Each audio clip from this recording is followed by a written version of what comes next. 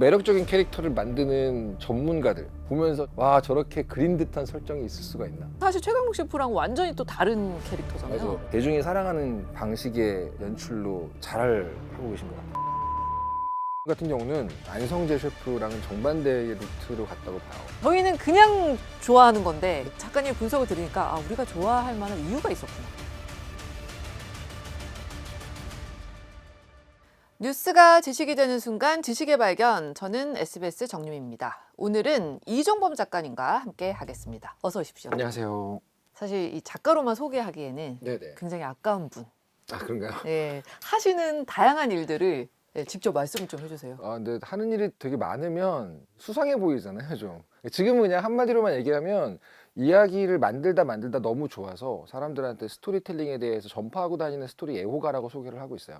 근데 이제 주로 다른 시간대에는 뭐 교육을 하기도 하고 또 제 만화를 그리기도 하고 타인의 만화를 제작하기도 하고 그러고 네. 있습니다. 그 웹툰 속의 캐릭터들도 우리가 열광하는 그 트렌드가 있지만 이제 그 바깥으로 나와서 정말 존재하는 사람들에 대해서 우리가 열광하는 거 있잖아요. 최근에 이제 뭐 유행했던 그 흑백 요리사를 보면 그렇죠. 그 셰프들이 많이 나오지만 그 중에서도 뭐 당연히 1등에서 그렇기도 하지만 이 최강록 셰프 맞습니다. 이분은 근데 1등하기 전부터 좀 인기가 많았단 말이죠. 그분은 뭐 사실은 그전 경연에서 우승하셨을 때부터 네. 되게 아이코닉한 분이었잖아요. 너무나 아이코닉하죠 그분은. 왜 그- 인기가 많을까? 그 매력적인 캐릭터를 만드는 전문가들, 직업인들은 보면서 정말 무릎을 탁 칩니다. 와 저렇게 그린 듯한 설정이 있을 수가 있나.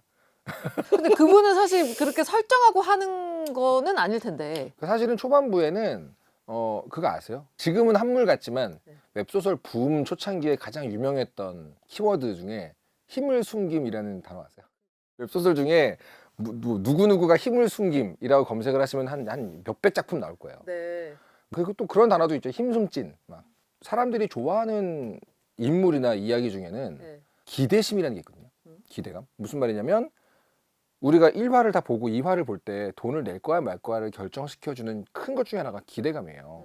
사람들은 막 궁금하게 만들면 돈을 내지 않을까요? 그러시지만 궁금한 것도 한두 번이면 지쳐요. 근데 만약에 독자인 나는 이 주인공이 너무 강력하다는 걸 알고 있어요. 근데 이 이야기 속에 아무도 그걸 모르고 있어요. 근데 1화 마지막에 이 주인공한테 누가 시비를 걸어요. 거기서 딱 끝내버리면 어떡할 거예요? 보시겠죠. 내가 알고 있는 얘 엄청 센데 얘들아 얘 지금 힘 숨기고 있는 거야. 니네 큰일 났어. 빨리 2화 보고 싶죠. 왜? 나를 대신해서 통쾌하게 다 물려줄 거 아니까. 근데 그런 캐릭터들이 사랑을 받다 보니까 사람들이 어떤 그런 종류의 그 실제 능력과 보여지는 모습 사이의 괴리 같은 것들에서 되게 많은 쾌감을 느끼거든요. 아, 그게 최강록 셰프가 대표적인 거예요.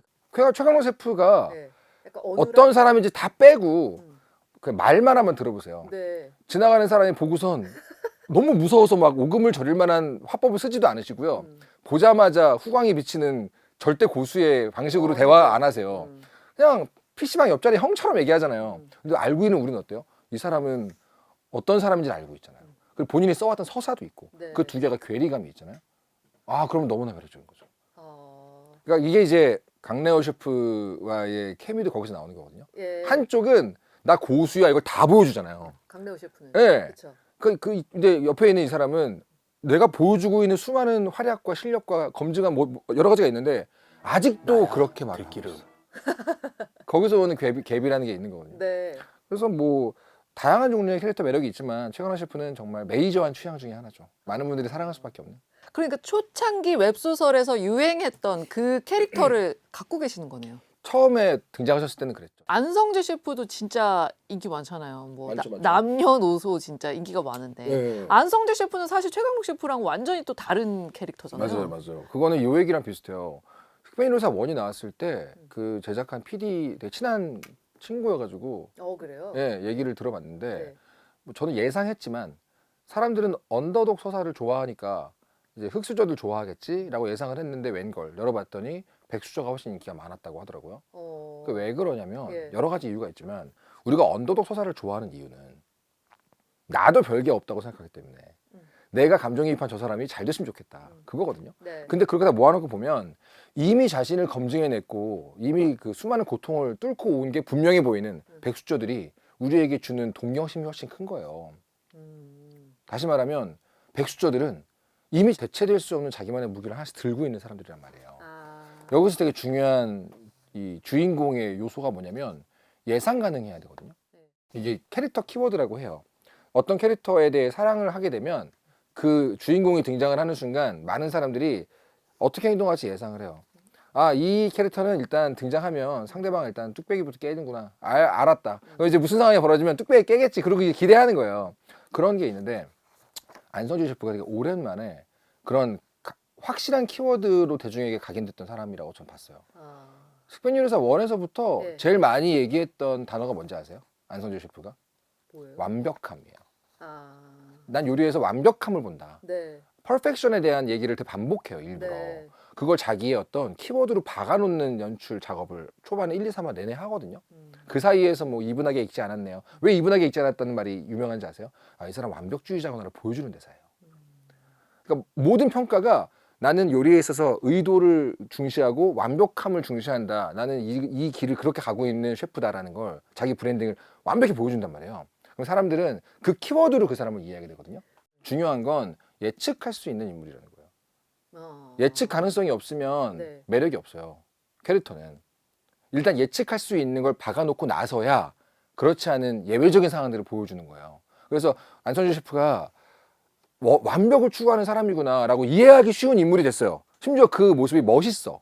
그러면 이제 그 다음 하는 작업은 뭐냐면 그러니까 안성준 셰프의 의외의 면모를 보여줘야 된다. 이 사람이 어린애 같은 모습, 이 사람이 딸 앞에서 두 조금만 더 혼나는 모습. 이게 뭐냐면 지금 만들어진 이 멋진 동경의 어떤 이미지에 반대되는 이면을 줄 수 있는 거잖아요. 이거는 순서대로 반드시 들어가야 되거든요.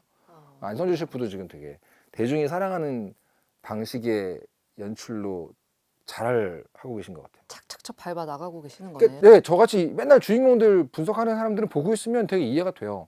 그지? 저 정도로 이 요리의 진심인 모습을 1년 내내 보여줬으니 지금 보여줘야 되는 모습은 뭔가 허당의 모습. 누가 딸한테 혼나고 뭐 잘 못하고 이런 걸 또 보여줘야 되는데 라고 생각할 때쯤에 그런 걸 또 하시더라고요. 기가 막히게 하시는 분들이 있어요. 매력적인 캐릭터를 좀 분석을 좀 더 해보겠습니다. 네네. 네. 맨날 그 작품 속의 캐릭터들 얘기만 하다가 네. 실제 하는 인물들 얘기를 하니까 또 재밌네요, 이것도. 그러니까요. 네. 아, 저희는 그냥 좋아하는 건데 네. 작가님 분석을 들으니까 아, 우리가 좋아할 만한 이유가 있었구나. 네, 그게 제 직업병이에요. 사람들이 뭘 좋아하면 왜 좋아할까에 대해 그렇게 생각을 해요. 그래야지 사람들이 좋아할 걸 만들 수 있다고 보기 때문에. 네. 제가 또 궁금한 캐릭터가 있어요. 네. 기안84. 아, 우리 기한이. 아, 우리 기안이 바로 나오니까 이분도 이제 원래 작품하던 분이잖아요. 그쵸. 기한84 작가님 같은 경우는 방금 얘기했던 안성재 셰프랑은 정반대의 루트로 갔다고 봐요. 사실 저래도 되나 라는 말을 절로 하게 만드는 사람이었잖아요.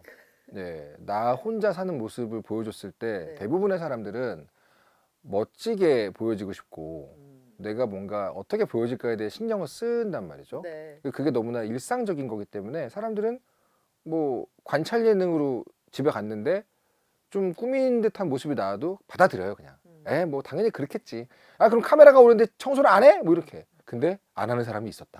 그게 기한이거든요. 네. 처음에는 저렇게 두고 먹는다고? 뭐 저렇게 안 씻고? 이게 다 보여주니까 어때요? 사람들이 처음에는 충격이겠지만 금방 어떤 식으로 가냐면 저래도 되는 거야? 실제로 내가 저러고 살고 있는데 나 괜찮은 거야? 라는 식의 어떤 위안을 주는 게 있거든요. 일종의 공인된 허가증을 받는 느낌이 좀 있어요. TV 나온 사람도 저렇게 사는데 뭐 네, 나도 네, 네. 뭐 이렇게. 그쵸. 그 심지어 나보다 좀 더해. 그러면 어떻게 되냐면은 보면서 안도할 수 있어요. 내가 저 정도는 아니구나. 근데 그렇게 해서 자연스러운 모습, 편안한 모습, 그리고 약간 나에게 동경심까지는 아니지만 오히려 위안이나 어떤 안도감을 주는 모습 이런 걸로 처음에 인기를 얻었잖아요. 네. 그럼 그 뒤에 뭘 해야 될까요? 아, 이제 완벽으로 가야 됩니까? 이젠 예외의 모습. 나는 못할 것 같아. 마라톤 완주 누가 해요? 못하잖아요. 이제 이렇게 해서 되게 편안한 사람이지 이런 느낌이었는데 저런 모습이 있네. 내가 못할 거 하네. 동경스러운 모습이 있네가 이제 붙어지게 되면 갑자기 이제 깊은 맛이 나는 거거든요.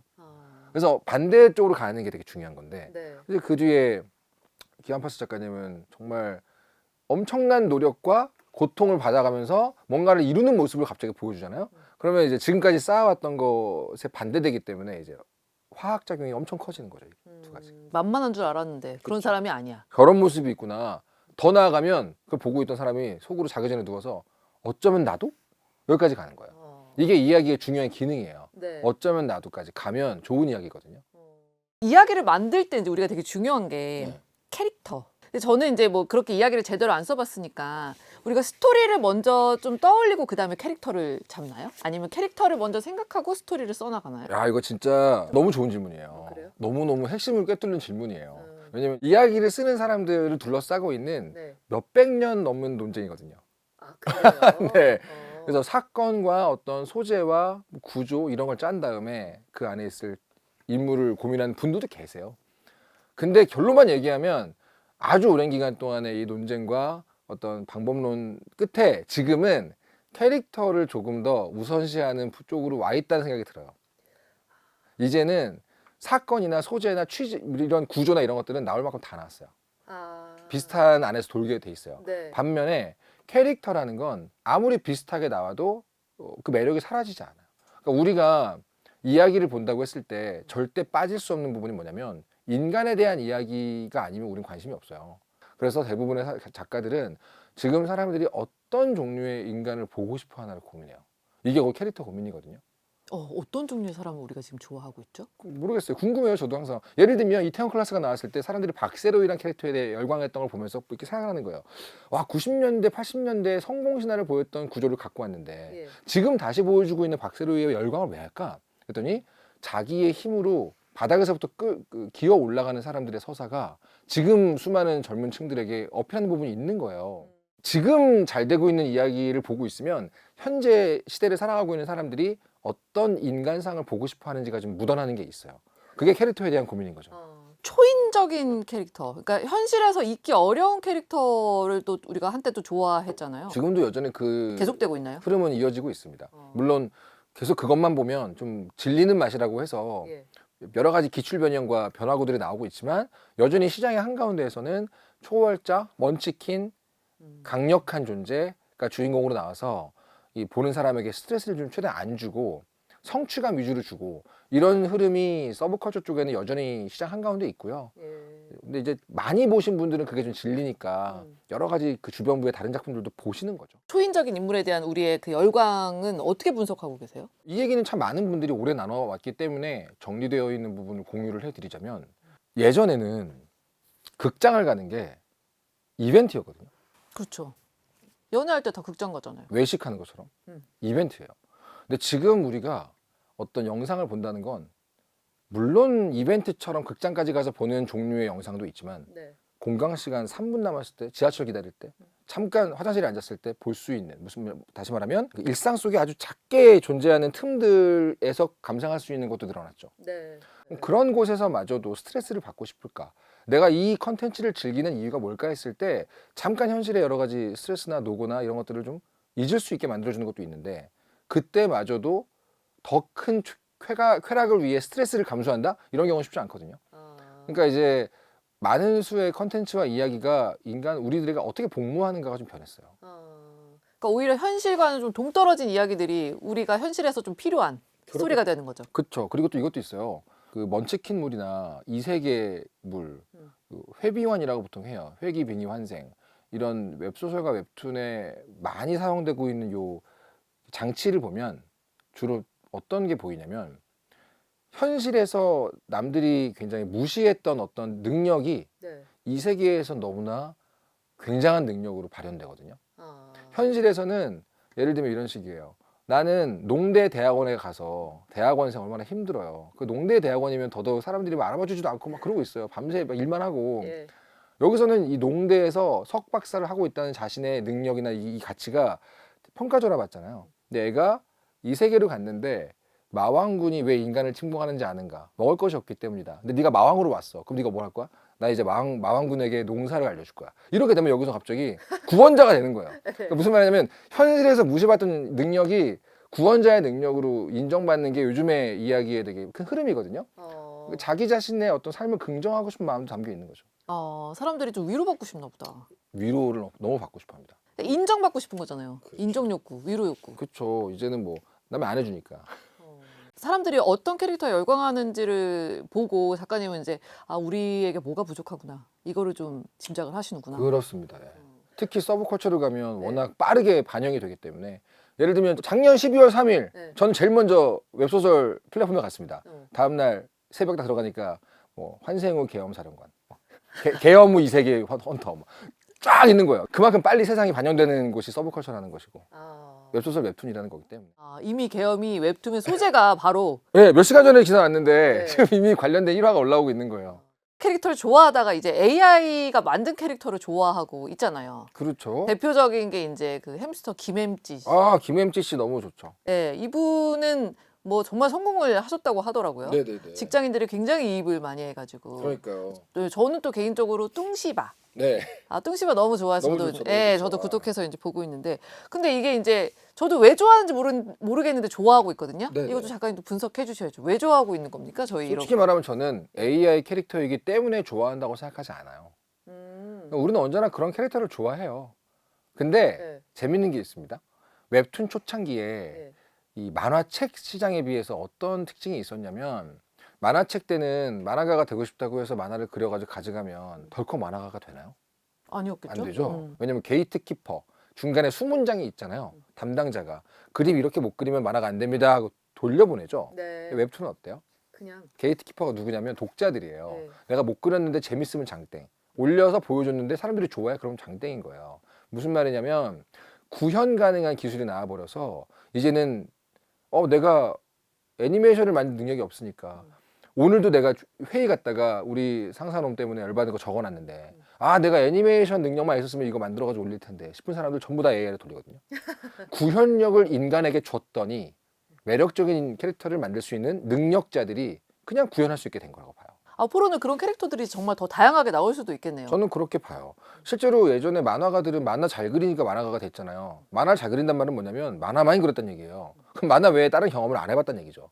근데 웹툰 초창기에는요, 학교에서 벌어지는 일상툰 그린 사람이 실제로 선생님이었고요, 경찰의 일상툰 그린 사람은 실제로 경찰이었어요. 고시생의 일상툰을 그렸는데 보니까 고시생이었어요. 무슨 말이죠? 자기 삶을 담아낼 수 있는 틀만 주어지니까 너도 나도 기존에 없던 캐릭터를 들고 나오는 거거든요. AI도 이제 정말 뭐 많은 사람들이 공감할 만한 일상을 살고 있는 누군가가 네. 나 이거 가지고 한번 캐릭터 만들어서 올려보고 싶어 했을 때 바로 구현할 수 있게 해주는 기술을 줬잖아요. 전 김햄찌도 그 중에 하나라고 봅니다. 왜냐면 김햄찌가 우리에게 보여줬던 모든 모습들이 네. 뭐 컨펌의 문제, 미팅의 문제, 회의의 문제, 상사의 문제, 이 퇴근의 이슈, 이 모든 것들을 우리 다 알고 있는 거잖아요. 대부분 그런 분들 퇴근하고 맥주 하나 마시느라 시간도 없는데 언제 그림을 그리고 있어요. 근데 AI가 해준 거죠.